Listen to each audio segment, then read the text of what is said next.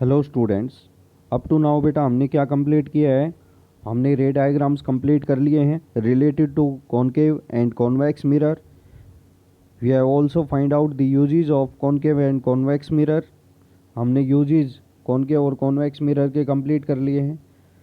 Now after that we have complete the mirror formula and linear magnification. तो बेटा आज हम एनसीईआरटी के इंटेक्स क्वेश्चंस करेंगे।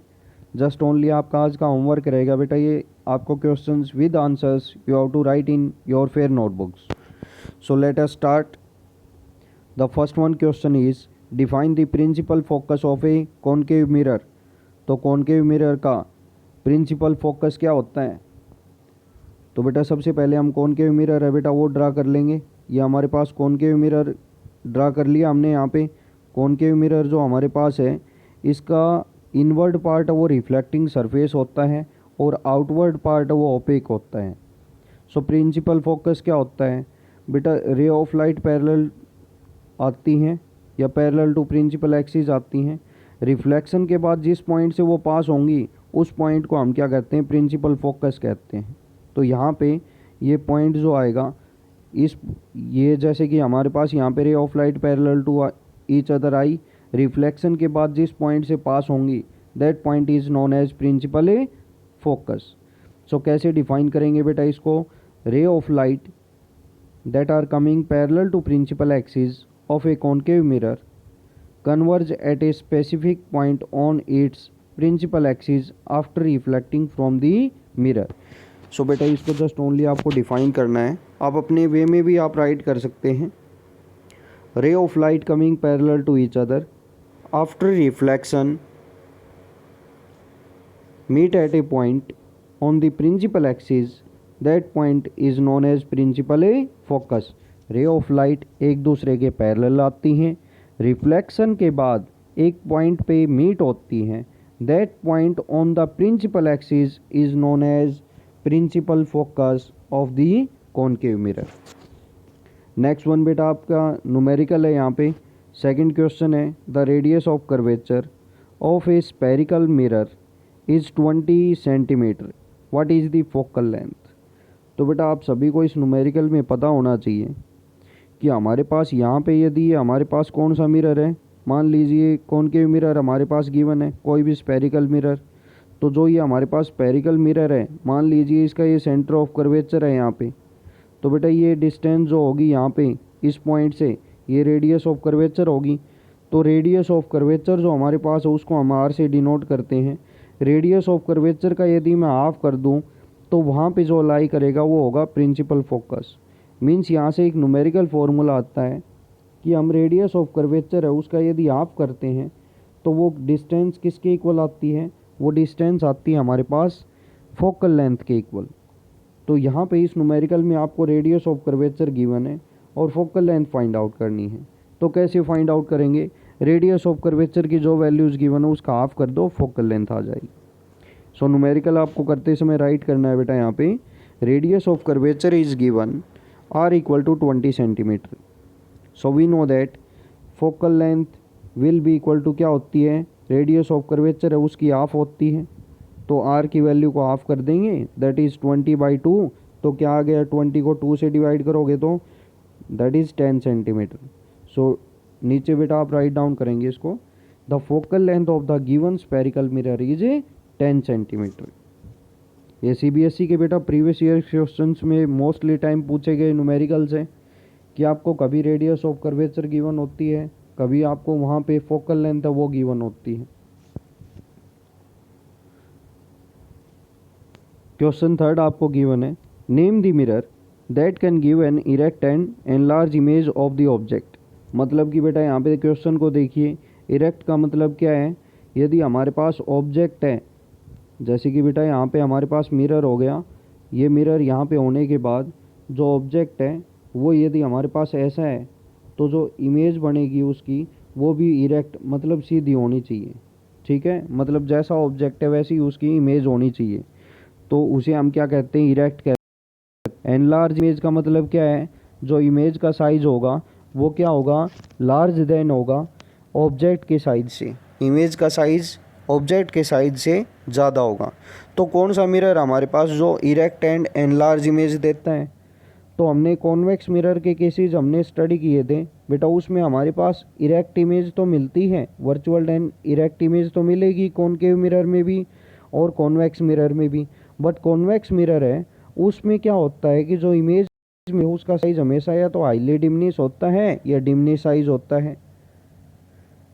But in case of concave mirror just only हमारे पास concave mirror ही एक ऐसा मिरर है जिसमें ऑब्जेक्ट की इमेज वर्चुअल होगी, इरेक्ट होगी, बट कैसी होगी? एनलार्ज होगी।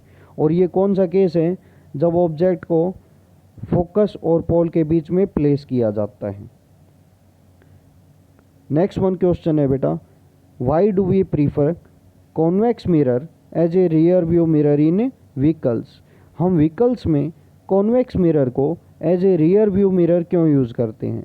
तो क्वेश्चन हमने बेटा ड्यूरिंग सेशंस कंप्लीट कर लिया था कि जो कॉन्वेक्स मिरर है सबसे पहले बेटा वो ऑब्जेक्ट की वर्चुअल और इरेक्ट इमेज प्रोवाइड करता है, डिमिनिश इमेज हमें प्रोवाइड करता है, और बेटा जो ड्राइवर है उसको कैसा व्यू प्रोवाइड करता है? उसको वाइडर फील्ड व्यू प्रोवाइड करता है। Means it will provide a wider field view of the area.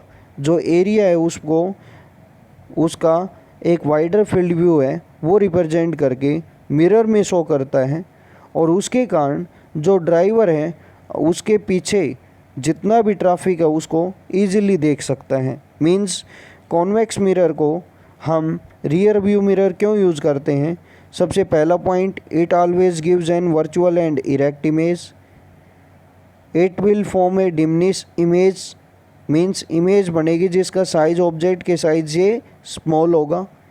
It will provide a wider field view, ये क्या प्रोवाइड करता है? वाइडर फील्ड व्यू है बेटा वो प्रोवाइड करता है, which enables the driver to see most of the traffic behind him, जिसके कारण जो ड्राइवर है उसको उसके पीछे का मोस्टली जितना भी ट्रैफिक है वो ईजिली शोन हो जाता है। नेक्स्ट वन हमारे पास बेटा क्वेश्चन है which is given on page number 171, find the focal length of convex mirror whose radius of curvature is 32 centimetre. So same हम फॉर्मूला यूज़ करेंगे कि फोकल लेंथ किसके इक्वल होता है? It will be equal to r/2। तो r की value हम place कर देंगे, r की वैल्यू यहाँ पे 32 सेंटीमीटर है, और डिवाइड बाई 2 करेंगे तो आंसर आ जाएगा 16 centimetre. So at last what we have to write, the focal length of the given convex mirror whose radius of curvature is 32 centimetre is 16 centimetre. तो जस्ट आपने यहाँ पे रेडियस ऑफ कर्वेचर जो 32 centimetre था उसका half किया और focal length find out कर ली। नेक्स्ट वन है बेटा यहाँ पे,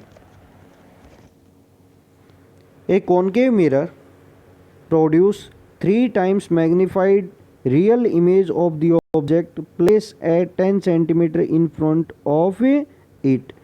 बेटा हमारे पास यहाँ पे मिरर गिवन है और मिरर ने जो इमेज बनाई है वो रियल इमेज है, तो आपको याद होना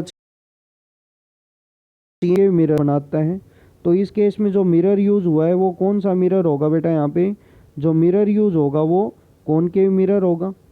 सो क्या बोला गया है बेटा यहाँ पे कि जो इमेज बनने लग रही है वो 3 times मैग्नीफाइड है ऑब्जेक्ट के साइज से, और बेटा प्लेस किया गया है इस केस में जहाँ पे ये इमेज बनने लग रही है, ठीक है, real image of the object है, place at 10 centimetre in front of it, where is the image located. So बेटा अकॉर्डिंग टू क्वेश्चन चलते हैं। एम क्या होगा? मैग्नीफिकेशन होता है बेटा height of image upon height of object equal to minus का sign image distance upon object distance. इनके फॉर्मूलेज या टर्म्स में हम राइट डाउन करेंगे तो एम क्या होगा? h1 अपॉन में ho equal to minus V upon U. So बेटा यहाँ पे मान लीजिए ऑब्जेक्ट की हाइट यदि h है तो अकॉर्डिंग टू क्वेश्चन इमेज की हाइट जो होगी वो क्या होगी? 3 times होगी ऑब्जेक्ट की हाइट से। तो यदि इसकी h है तो इमेज की क्या हाइट होगी? 3h हो जाएगी। इमेज जब रियल होती है उस केस में हम m की वैल्यू को क्या लेते हैं यहाँ पे बेटा? माइनस लेते हैं। क्यों हम यहाँ पे माइनस साइन का क्यों यूज़ करने लग रहे हैं, ये टू टर्म से बेटा आप समझ सकते हो। माइनस साइन लेने का मतलब क्या है कि इमेज रियल और इन्वर्टेड होगी। तो जब बेटा इमेज रियल और इन्वर्टेड होगी तो उस केस में कैसे आप देखेंगे बेटा, देखो यहाँ पे हमने ऑब्जेक्ट को प्लेस कर दिया, जो इमेज है वो बनने लग रही है इन्वर्टेड। तो यदि इसकी हाइट हमारे पास h है तो डाउनवर्ड डायरेक्शन में इसकी हाइट क्या होगी बेटा, इसकी हाइट होगी हमारे पास 3h होगी। तो height above the principal axis हम क्या लेते हैं, पॉजिटिव लेते हैं। Height below the principal axis हम क्या लेते हैं, नेगेटिव लेते हैं। तो हमारे पास यदि ऑब्जेक्ट की हाइट क्या है बेटा, ऑब्जेक्ट की हाइट हमारे पास h है, तो इमेज की हाइट क्या आ गई, -3h। तो इमेज की हाइट आ गई हमारे पास -3h। माइनस और प्लस साइन हमने किसके कारण लिया है, साइन कन्वेंशन के कारण हमने यूज़ किया है। तो जस्ट हमारे पास जो फॉर्मूलाज यहाँ पे था, ये जो फॉर्मूला हमारे पास गिवन था, इसमें हम जस्ट ओनली इन वैल्यूज़ को क्या करेंगे, ये वैल्यूज़ जो हमने अभी फाइंड आउट की हैं इसको हम प्लेस करेंगे। तो पुट करने के बाद यहाँ पे बेटा देखिए इस फॉर्मूले में हमने पुट कर दिया, h से h कैंसिल हो गया, वैल्यू आ गई v/u इक्वल टू क्या आ गया हमारे पास 3। मतलब कि बेटा v/u हमारे पास यहाँ पे आ गई इक्वल टू 3। और हमें फाइंड आउट करना है ऑब्जेक्ट डिस्टेंस। तो इस केस में बेटा देखिए यहाँ पे ऑब्जेक्ट डिस्टेंस है, आपको यहाँ पे क्वेश्चन में गिवन था कि ऑब्जेक्ट को स्टार्टिंग में देखिए कि ऑब्जेक्ट को प्लेस किया गया है at a 10 centimetre from it. मतलब ऑब्जेक्ट को प्लेस किया गया है यहाँ से मिरर से 10 सेंटीमीटर के डिस्टेंस पे। तो 10 सेंटीमीटर के डिस्टेंस पे ऑब्जेक्ट को प्लेस किया गया है। तो जब ऑब्जेक्ट को 10 सेंटीमीटर के डिस्टेंस पे प्लेस किया गया है इन फ्रंट ऑफ मिरर, तो मिरर के फ्रंट में यदि प्लेस किया गया है तो वैल्यू लेंगे हम नेगेटिव, साइन कन्वेंशन का यूज़ करके। तो जस्ट ओनली आपको यहाँ से v की वैल्यू फाइंड आउट करनी है। v क्या आएगा, आपके पास v की वैल्यू आएगी 3 इंटू माइनस का 10 means -30 centimetre. Means negative sign बताने लग रहा है कि जो हमारे पास मिरर है, ऑब्जेक्ट यहाँ पे है, तो इमेज जो बनेगी उसकी नेगेटिव वैल्यू है। मीन्स नेगेटिव वैल्यू है उसका मतलब ये है कि image formation in front of mirror होगा। और मिरर कौन सा होगा, यहाँ पे मिरर हमारे पास मिरर होगा। Thank you, have a nice day. If you have any doubts you can WhatsApp me.